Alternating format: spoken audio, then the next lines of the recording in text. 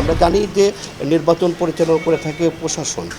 এই যে শাসকের যারা যারা মানে প্রশাসনের বিভিন্ন জায়গায় এখনও গুরুত্বপূর্ণ পদে রয়েছে এবং আগামী যে জাতীয় সংসদ নির্বাচনের সময় তারাই যদি অবস্থান করে তাহলে সেক্ষেত্রে নির্বাচনটা মানে সুষ্ঠু হওয়ার আশঙ্কা থেকে যায়। তাই বলতে চাই যে নির্বাচনকে সুষ্ঠু করতে হলে সেখান থেকে তাদেরকে সরিয়ে দিতে হবে। প্রশাসনের মধ্যে যারা যারা মানে অবশ্যই নিরপেক্ষ লোক রয়েছে, অবশ্যই মেধাবী লোকজন রয়েছে, দেশপ্রেমিক রয়েছে, তাদেরকে মানে নিয়োগ দিতে হবে এবং সেই ক্ষেত্রে নির্বাচনটা অবশ্যই সুষ্ঠু হবে।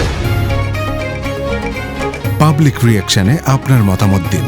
আপনার মতামতই পারে দেশ গঠনের নতুন পথ দেখাতে। পাবলিক রিঅ্যাকশন, দেশ গড়ায় আপনার মতামত।